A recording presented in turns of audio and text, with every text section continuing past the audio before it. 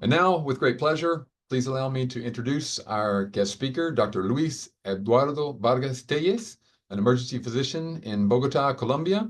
Dr. Vargas earned his medical degree from the Pontificia University Javeriana, as well as a degree in health management from the University of Santo Tomas, both in Bogota. He is currently affiliated with the University of Rosario and practices clinically and serves as Chief of Emergency Medicine at Clínicas Cosubsidio. Dr. Vargas has been very active nationally and internationally in emergency medicine.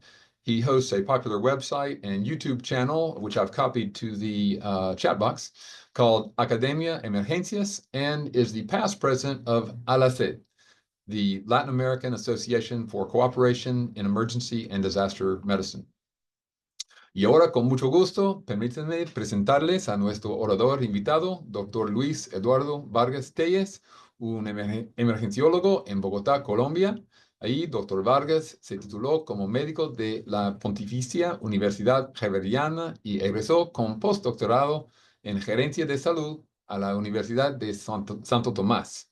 Actualmente está afiliado con la Universidad del Rosario y practica clínicamente y sirve como jefe del Departamento de Urgencias a Clínicas Colsubsidio. Dr. Vargas ha participado activamente en la especialidad de urgencias al nivel nacional e internacional, sirve como anfitrión de un sitio web y un canal de YouTube que se llama Academia Emergencias y es el expresidente de ALAC, la Asociación Latinoamericana de Cooperación en Emergencias Médicas y Desastres. I'm very excited to welcome Dr. Vargas to Spanish Grand Rounds today. He will be discussing resuscitation of patients with obesity. Estoy muy entusiasmado de darle la bienvenida al Dr. Vargas a nuestro Grand Rounds en español hoy. Va a discutir la reanimación en el paciente obeso. Y con eso, bienvenidos, Dr. Vargas. Gracias por su participación hoy. Le voy a dejar compartir su pantalla. Okay, thank you, James. Big introduction for me. Very nice. Okay, a short words to begin in English, this conversation. And after this, the lecture is in Spanish. That's the idea of the grand rounds of emergency medicine. Yes, I am emergency physician from Bogota, Colombia, working now in like a chair of emergency department in Bogota. It's Clínica Colsubsidio. Okay, that's all in English and begin with the Spanish. Vamos a compartir la pantalla.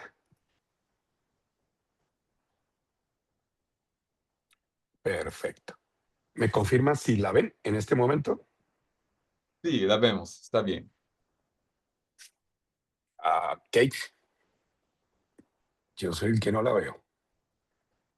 Dame un minutito.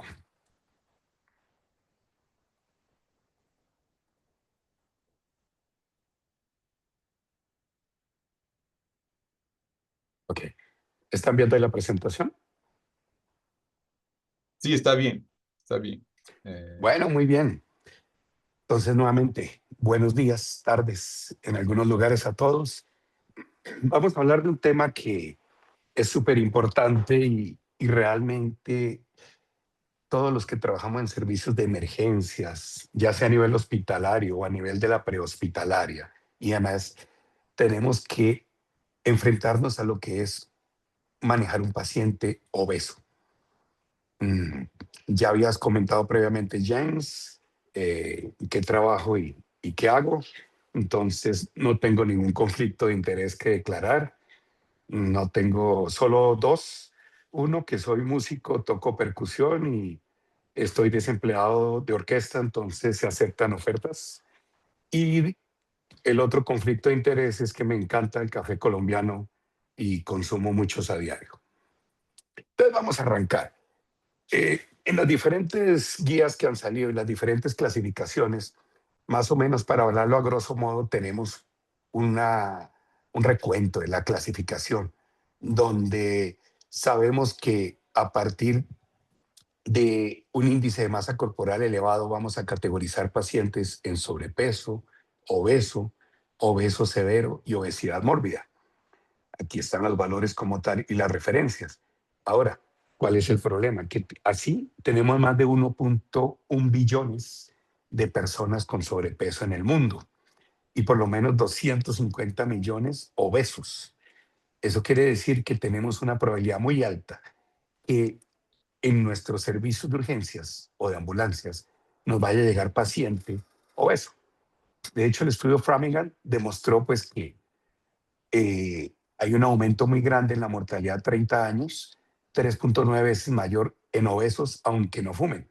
Y pues ustedes han visto la evolución que hemos tenido y a lo que hemos llegado hoy día, y nuestra sociedad pues está como muy con la tendencia a que caminemos menos, nos esforcemos menos, nos estresemos más y tengamos un consumo más alto de comidas procesadas. Entonces hagamos primero como un abordaje fisiológico y hablaríamos de los problemas que más frecuentemente se presentan o más bien los cambios fisiológicos en el paciente obeso. Vamos a tener obviamente mayor incidencia de problemas cardiovasculares como hipertensión, tanto arterial como pulmonar, aterosclerosis, insuficiencia cardíaca, that is heart failure, enfermedad coronaria o muerte súbita. Desde el punto de vista respiratorio, pues vamos a tener menos distensibilidad de la caja torácica, mayor resistencia a vía aérea, hay un mayor consumo y mayor necesidad de oxígeno, así como el consumo metabólico. Los volúmenes pulmonares también se pueden alterar y hay mayor riesgo de falla ventilatoria. Si hablamos desde el punto de vista gastrointestinal, pues hay una mayor capacidad gástrica, lo que hace también que sea un mayor reservorio y mayor riesgo de broncoaspiración en caso de una intubación, de un manejo de la vía aérea. Claramente el paciente obeso tiene más frecuencia de reflujo gastroesofágico y hernia hiatal. Y además el gástrico pues suele ser más bajo. Desde el punto de vista económico, tiene un impacto en la salud pública. De hecho, en Estados Unidos, digamos que interviene más o menos un 12% del costo en salud. Y esto está duplicando lo que cuesta pues el consumo de tabaco. Más consultas de urgencias, mayor consumo de recursos de salud, más laboratorios. Y pues como hay más comorbilidades juntas, pues mayor uso de medicamentos. Empecemos. Y es que nos llaman porque tenemos un paciente en la vivienda que, pongamos cualquier cosa, que tiene un dolor de pecho y una dificultad respiratoria. Usted llega con el equipo de ambulancia, si alguno de ustedes trabaja o tiene que hacer rota, y se siente que pesa 130 kilos y está en el segundo piso y no puede caminar. Entonces, empecemos a planear. ¿Qué mecanismos tenemos para poder bajar a una persona de 130 kilos por unas escaleras pequeñas de un apartamento? Miren esta foto, que tuvieron que improvisar con sábanas, cobijas. Claro, podrías utilizar camillas de vacío, pero es más complejo. Segundo, las camillas de ambulancia normalmente vienen diseñadas para resistir entre 130 y 220 kilos. Pero si consideramos que un paciente de estos necesitara compresión torácica, pues adicionalmente se van a sumar los kilos del reanimador y la fuerza sobre el tórax del reanimador. Lo otro es que las camillas tienen normalmente 60 centímetros de ancho. Entonces, empecemos a plantear soluciones. Y soluciones que debemos pensar en nuestras ambulancias, en nuestros sistemas de urgencias, en tener disponibles equipos para paciente gran obeso, para obesidad mórbida, sillas de ruedas más amplias, camillas más resistentes, etc. En el mismo acceso a urgencia, vean que esa foto es bien diciente y definitivamente la mayoría de nuestras salas de espera no están preparadas para el paciente obeso. La silletería que les tenemos, o por lo menos aquí en Latinoamérica, muchas veces no va a resistir un peso muy alto. Las salas de reanimación tampoco. Nuestro sistema de monitoreo, ¿sí? De hecho, el precio de una cama que aguante paciente de hasta 500 kilos vale más de $100,000. Monitoreo. Ustedes saben que muchos de los equipos que tenemos de monitoreo están cuadrados como estándar de peso. Entonces, el registro de la señal que hace un oxímetro puede verse completamente variado en personas obesas sin contar con el manguito del tensiómetro, puesto que muchas veces tenemos ese problema que no existe un tensiómetro de tamaño adecuado para ponerle al paciente gran obeso. El electrocardiograma también, porque como se aumenta la distancia del corazón hasta los electrodos, cuando hay mucha grasa en el tórax, lo más probable es que vayamos a tener un electro eh, sesgado por bajo voltaje, por T planas o por QT, que a veces puede incluso prolongarse. Entonces, todo esto puede alterarse. Cuando vamos a utilizar los tableros de rayos X para tomar las radiografías, muchas veces también ese tablero es difícil ubicarlo. Yo no estoy diciendo que la caja torácica se engorde, pero por la cantidad de grasa y el tamaño de ese tórax y abdomen, a veces hace muy difícil ubicar el chasis en la camilla para que el paciente, para que la imagen de tórax del paciente, en el caso de un portátil, quede bien. El tomógrafo, CT scan, tiene, dependiendo de la institución, pero casi que normalmente el gantry te aguanta solo 200 kilos. Y el problema grande es que a veces no tiene un diámetro suficiente para que el paciente entre y hace que sea más complicado y el resonador, el MRI también. En el ultrasonido, pues tenemos obviamente un aumento del tejido graso que nos genera que tengamos que cuadrar el equipo de ultrasonido para mayor profundidad y se puede crear más distorsión y menos definición en nuestras imágenes. En el caso de la vía aérea, todos sabemos que el manejo de la vía aérea en paciente obeso ya es un factor de riesgo, de complicación. Y entonces lo recomendado con estos pacientes es siempre mantener la cabeza elevada y tengamos a mano todos los elementos como la bougie, y utilizar los predictores de vía aérea difícil, ya sea en ventilación como el MOANS, de intubación como el LEMONS o de extraglóticos como el SHORT. Ojalá utilizáramos relajantes tipo atracurio, que tiene un metabolismo muy independiente del índice de masa corporal. La camilla la sabemos que siempre se va a considerar una vía aérea difícil.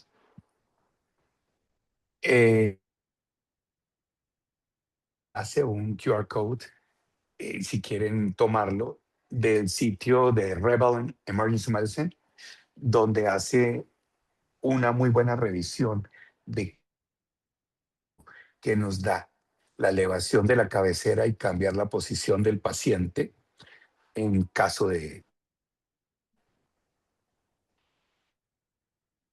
obviamente, un recorderis sobre la dificultad de pronto en el centro paciente con una gran barba, pues podemos verlo de esa manera. Específicamente en la O, vemos que el paciente, perdón, acá, que el paciente obeso sí hace más difícil sellar la máscara cuando vamos a ventilar un paciente. Sin duda alguna, la O como tal, la obesidad, ya es un factor de riesgo, ¿sí? Para generar que sea una vía aérea más difícil. Vamos a pasar por alto, neck mobility, y entramos en el momento de la intubación. Externamente y acceder a una vía aérea en un paciente obeso es más difícil. Tenemos que empezar a aplicar algunas técnicas distintas, entre esas mantenerlo semisentado en rampa, poner muchas almohadas en su espalda, porque adicional a que nos dificulta poder ver la glotis, también sabemos que toda la presión del abdomen sobre el diafragma y transmitida al tórax nos puede hacer mucho más difícil la ventilación. El Malampati pues no se vería afectado y la movilidad de cuello sí. Pero puntualmente me voy a este punto de la saturación. Vean,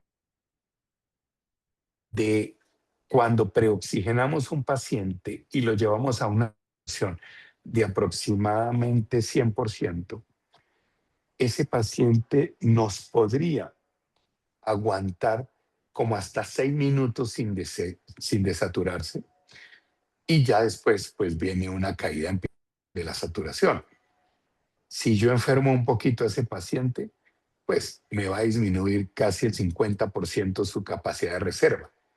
Pero si yo lo engordo, como en esta línea, se van a dar cuenta ustedes que casi al 2 minutos ya decae muchísimo, no tiene una capacidad de reserva, que es similar a lo que nos pasaba con los pacientes del COVID, que muy rápidamente se desaturaban.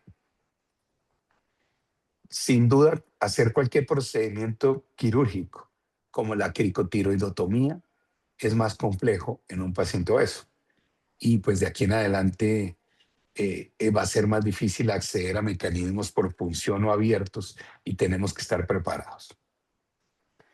Esta tabla es bien interesante y les recomiendo que le tomen una foto o le hagan una captura de la pantalla, porque hay algunos medicamentos que debemos ajustarlos al peso real, como son estos: propofol, midazolam, succinilcolina, atracurio, cisatracurio, fentanil y sulfentanil. Pero hay otros que deben adaptarse al peso ideal, no al real. Caso del tiopental, becuronio, rocuronio, remifentanil. Es importantísimo tener disponibles los dispositivos extraglóticos, como el AE, Fast Track, los combitubos, que nos pueden ayudar como un dispositivo de auxilio.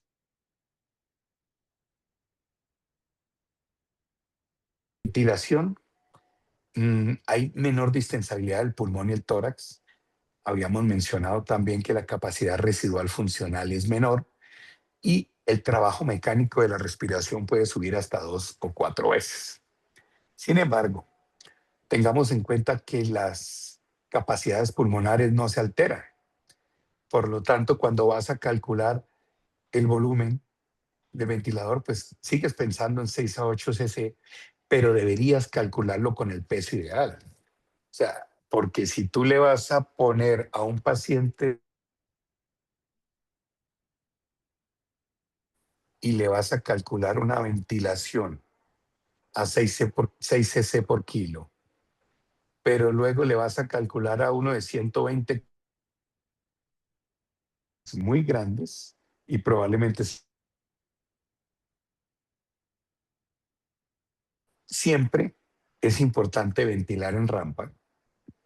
Sí es importante, de todas maneras, tener algunos otros dispositivos de ayuda, y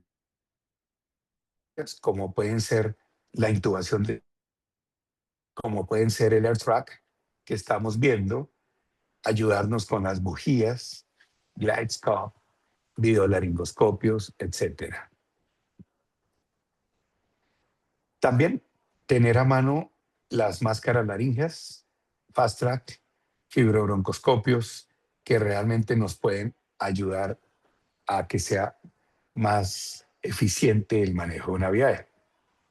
Si me voy a la parte de la C, en el manejo circulatorio, los accesos vasculares pueden variar, porque en un brazo bastante obeso puede ser que los catéteres convencionales no alcancen la vena y tengamos que utilizar unos catéteres mucho más largos. Sin embargo, se siguen prefiriendo accesos periféricos como en el resto de pacientes. Muchas veces nos apoya hacer la guía ecográfica, y también tenemos que tener en cuenta, como ya habíamos mencionado, las alteraciones en el electrocardiograma.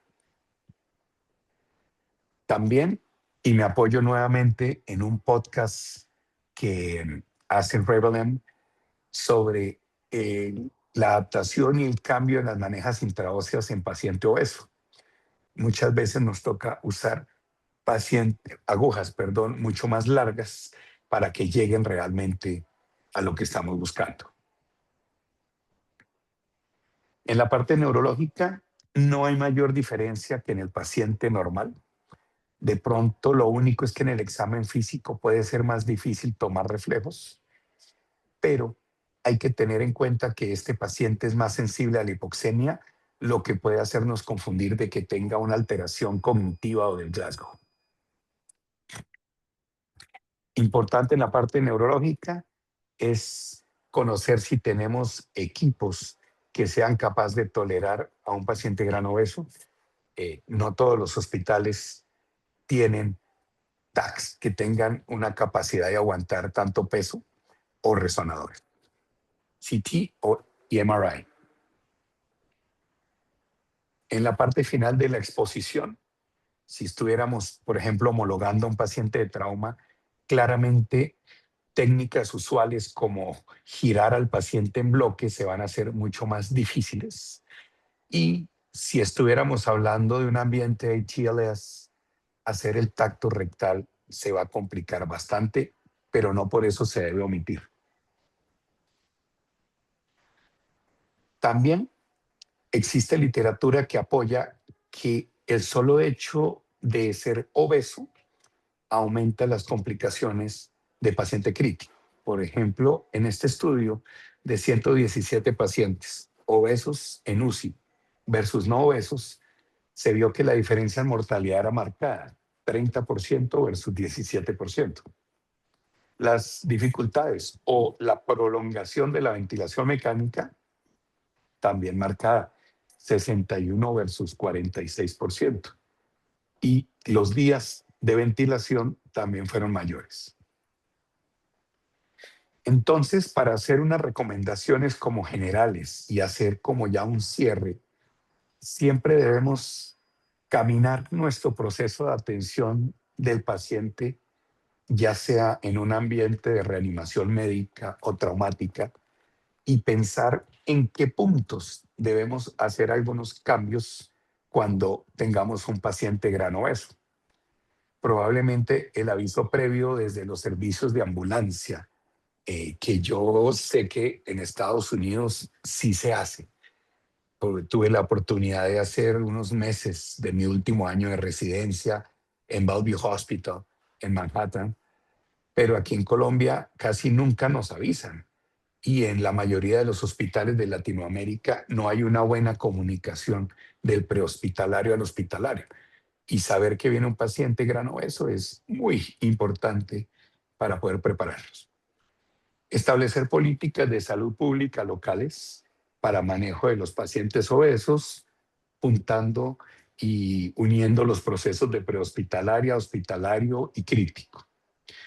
Importantísimo tener un censo sobre la obtención de qué camas tenemos para trabajo pesado y qué equipos de elevación, por ejemplo, grúas y demás que a veces se necesitan para mover un paciente gran obeso. Mirar si nuestras puertas de acceso a todas las áreas permiten circular camillas de mayor tamaño, tener un inventario de camas de alta resistencia y conocer claramente cuáles son los límites de carga para nuestros equipos de diagnóstico por imagen, CT y MRI. También reconocer que tenemos limitaciones en el examen físico, que tenemos dificultades en el monitoreo y además tenemos que empezar a buscar sitios alternativos de la oximetría de pulso, de los accesos vasculares y demás. Hay que tener mayor énfasis en la ecografía, porque la ecografía sí nos ayuda a medir gasto, a evaluar un índice de vena cava, a lograr unos accesos venosos adecuados. Anticipar la vía aérea difícil, trabajar mucho en la posibilidad de intubación despierto y buscar pues todos los apoyos para ventilación en paciente obeso. Probablemente preoxigenar a la inversa en posición de Trendelenburg también nos puede servir bastante. En cuanto a la ventilación, Recuerden que tenemos que siempre considerar que a veces requieren unas FiO2 mayores, que los volumen corriente con que cuadremos la ventilación o las presiones expiratorias picos, podemos partir de las estándar que usamos. Y con base en la respuesta y las presiones del paciente podemos ver cómo lo podemos ir adaptando. En accesos vasculares, si tenemos dificultad con los accesos periféricos, pues vayamos prontamente o de manera temprana a utilizar acceso venoso central, utilizando pues agujas largas y todos guiados ecográficamente. Y también tenga en cuenta que estos pacientes muy probablemente van a tener más comorbilidades por su síndrome metabólico y van a tener más riesgo de complicaciones durante su manejo. Siempre tenemos que anticipar la mala evolución clínica porque se nos deterioran muy rápido, tanto en los problemas respiratorios como un deterioro del shock en paciente con trauma cerrado. Siempre utilizar en estos pacientes la profilaxis de TBP, teniendo en cuenta que tampoco es que se ajuste directamente a el peso, sino que tenemos unos límites y siempre tener en cuenta una atención desde un equipo multidisciplinario. Bueno, eso era básicamente lo que yo quería comentarles. Este es el acceso a mi web y al lado derecho de sus pantallas encontrarán el acceso a antes Twitter, hoy X.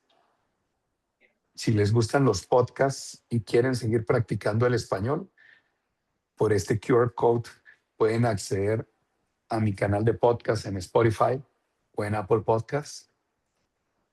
Y aquí está el canal de YouTube que les mencionaba James previamente, donde tenemos ya como unas 120 charlas en español de colegas de toda Latinoamérica de acceso libre. Y aquí están mis datos de contacto en el QR code de la izquierda. Muchísimas gracias y quedo abierto a preguntas, comentarios, ya que podamos interactuar en lo que considere.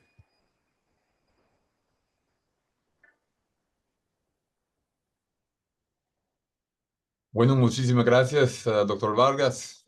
Em, no sé si al principio hay preguntas o comentarios de la audiencia. Yo sé que pues tenemos una audiencia diversa aquí con médicos en Latinoamérica, España, aquí en los Estados Unidos. No sé si hay preguntas o comentarios.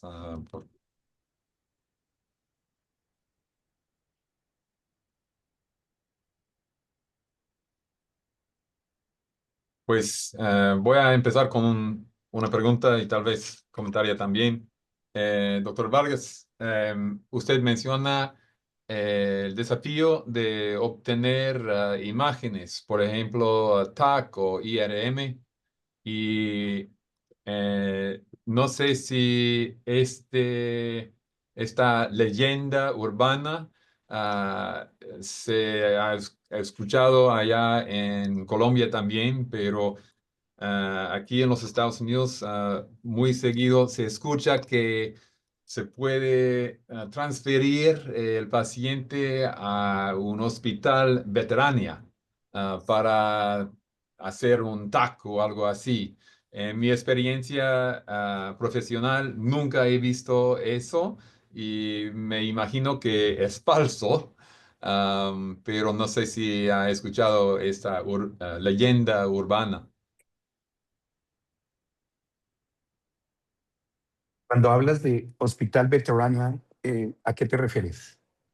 Hospital para animales. Ya, Veterinario. ya, No sé si perdóname, cómo se ya, ya. dice veterania en español o no. No, sí, de Veterinario. veterinaria. Veterinario. Gracias. No, no hay problema. Pues mira, la parte de veterinaria en nuestro país, yo creo que incluso está más limitada en equipos. Eh, yo la verdad nunca he escuchado aquí en mi ciudad que hayamos trasladado a un paciente a una institución veterinaria para tomar una tomografía o para hacer otras cosas. Lo que sí es que tenemos ya más o menos un censo de hospitales o clínicas que de pronto tienen unos CT scan que aguantan más peso o MRI de arco abierto que Mm. nos permiten sí manejar algunos de esos pacientes, y lo que hacemos es traslado interno en ambulancias cuando tengamos esos problemas. Ahora, para el día a día, pues nos toca trabajar con lo que tenemos. Si tienes un paciente, y tuve uno hace menos de un mes y medio, de 120 kilos con un EPOC COPD, y tenía una dificultad respiratoria y sospechábamos que tuviera un TEP, sí, un pulmonary embolism, el paciente no nos cabía en el CT scan. Entonces tuvimos que hacer todo el diagnóstico con ecografía. Pudimos encontrar aumento de las presiones de las cavidades derechas, y pues anticoagularlo y manejarlo así, porque nunca nos cupo en nuestro tomógrafo. Entonces sí, sí son verdaderamente un reto en muchas ocasiones este tipo de pacientes. Claro, claro que sí. Pues nosotros aquí en la Universidad de Virginia estamos un centro de medicina, ¿cómo se dice? Ah, de muchas especialidades, entonces recibimos pacientes de los alrededores de las pequeñas hospitales aquí en Virginia, y de vez en cuando estoy trabajando en turno, recibo una llamada telefónica de un médico en otro hospital que me pregunta si pudiéramos hacer un TAC para un paciente obeso, porque su máquina en su hospital pequeña no aguanta el peso. Pero la verdad es que tenemos las mismas máquinas más o menos, tanto que yo sepa. Entonces, su comentario antes sobre la necesidad de saber los límites está muy correcto. Además, encuentro que a veces no es simplemente el peso del paciente, sino, ¿cómo se dice? Diámetro. El diámetro, exactamente. Entonces, no sé si otros miembros de la audiencia han tenido problemas con eso o no.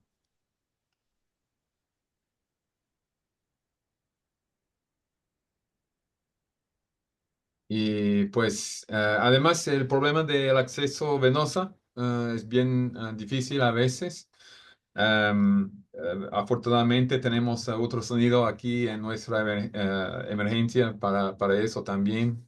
Em, pues, doctor Tache León, si podría hacerle una pregunta. Le presento, doctor Vargas, a doctor Tache León, un colombiano que trabaja aquí en la Universidad de Virginia.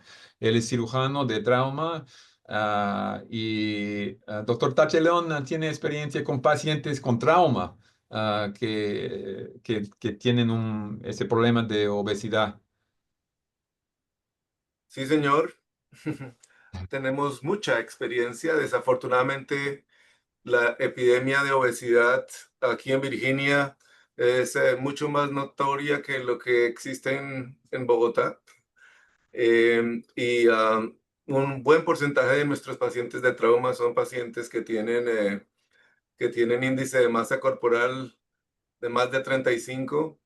Entonces, todas nuestras camas en la unidad de cuidado intensivo están diseñadas para pacientes obesos o gran obesos. Eh, Tenemos diferentes tipos de grúas y de materiales diseñados específicamente para esos pacientes. Las últimas máquinas de resonancia y de TAC que tenemos acomodan pacientes de más de 500 libras. Y sigue aumentando todavía. Este es un hospital que es centro de cirugía bariátrica, y por lo tanto hay pacientes de los que hemos tenido que ser responsables que pesan más de 600 a 800 libras. Entonces es un problema muy grande y que se sigue agravando. Para los pacientes de trauma y de cirugía,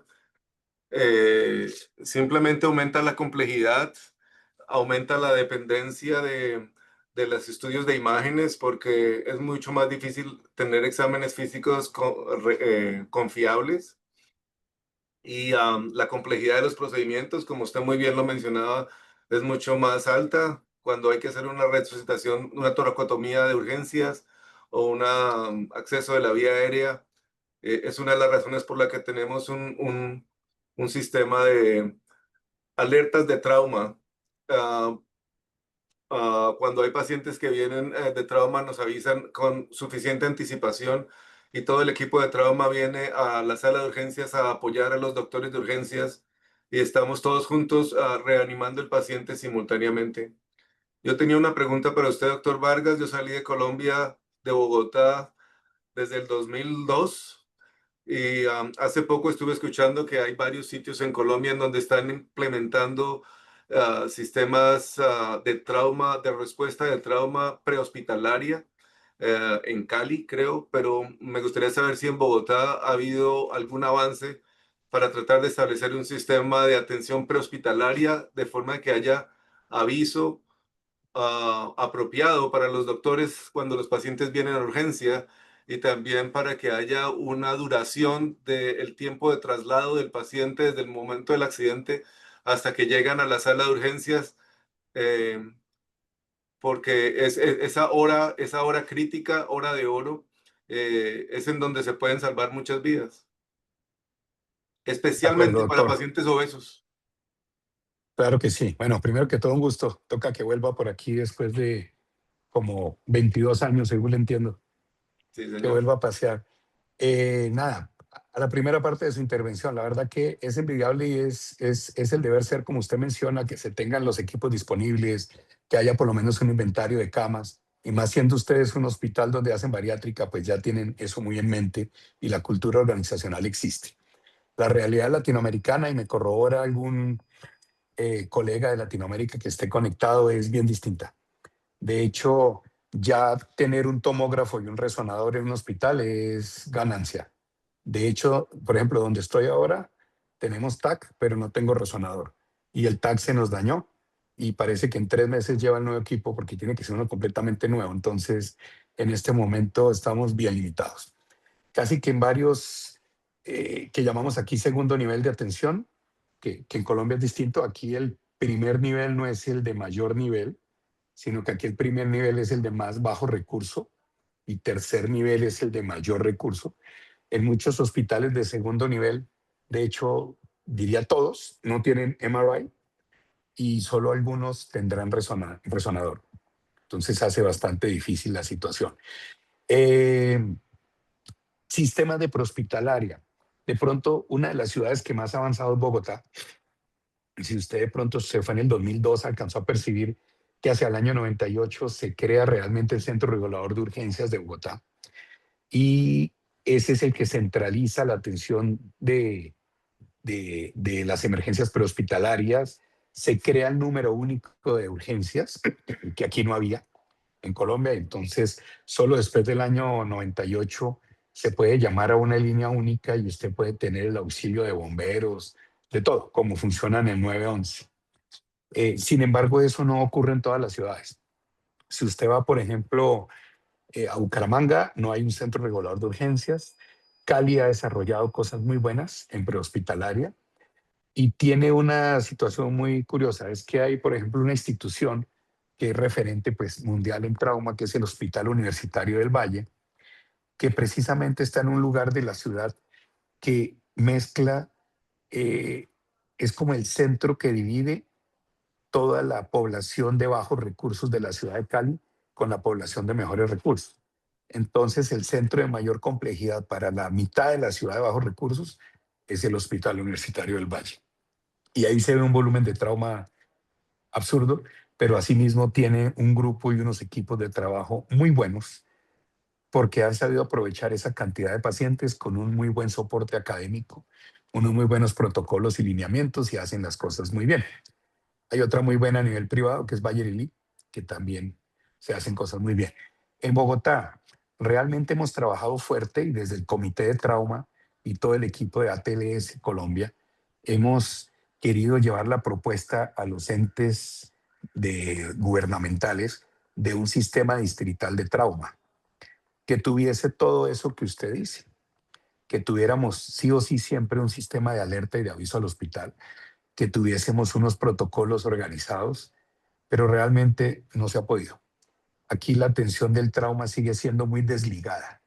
Entonces, el sistema de ambulancia está por un lado y usted nunca sabe qué le va a llegar. Cuando usted escucha la sirena, usted sale a correr, pero ahí usted no sabe si es infarto, niño en apnea o politrauma. No sabemos.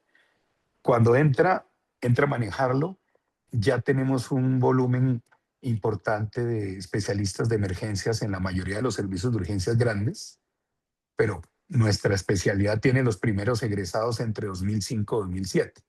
Entonces, es realmente nueva. Y hemos trabajado articuladamente muy bien con todos los equipos de trauma, cirugía, ortopedia, neurocirugía. Pero digamos que hay bastante camino por recorrer, sobre todo entre el diálogo absolutamente necesario, como usted dice, entre la prehospitalaria y el hospital.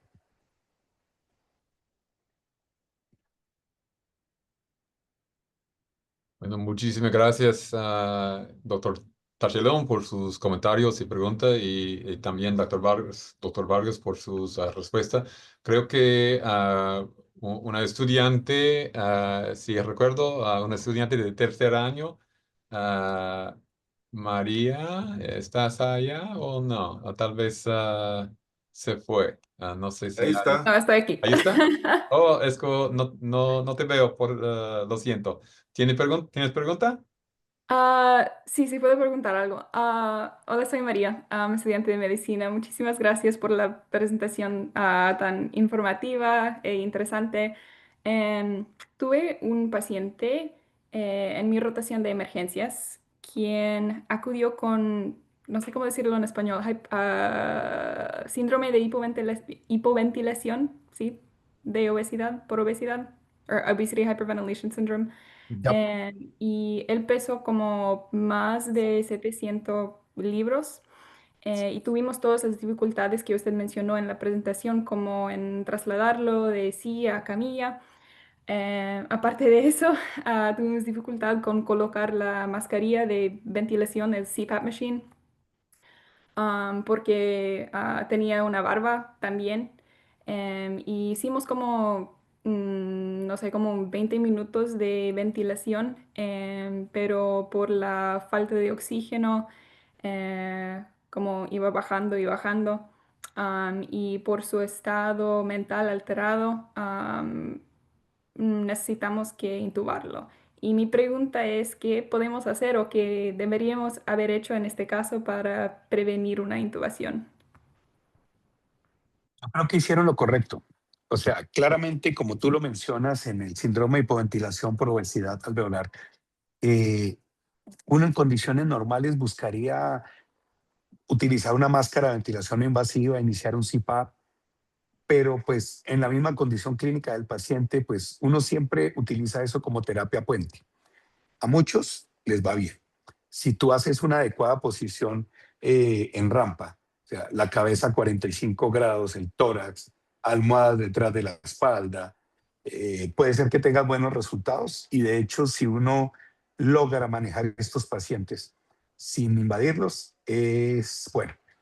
Pero lo que a ustedes les ocurrió es una de las cosas que puede ocurrir y más frecuente en el paciente obeso, es que si no funcionó y si presentó una alteración del estado de conciencia o no estaban logrando las metas, el paso siguiente era intubarlo.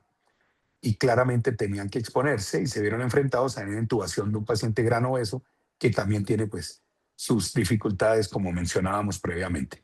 Creo que el manejo estuvo perfecto, agotaron los recursos no invasivos, pero tenían listo el recurso invasivo por si llegaran a requerirlo y tuvieron que usarlo. Muchas gracias. Gracias, María.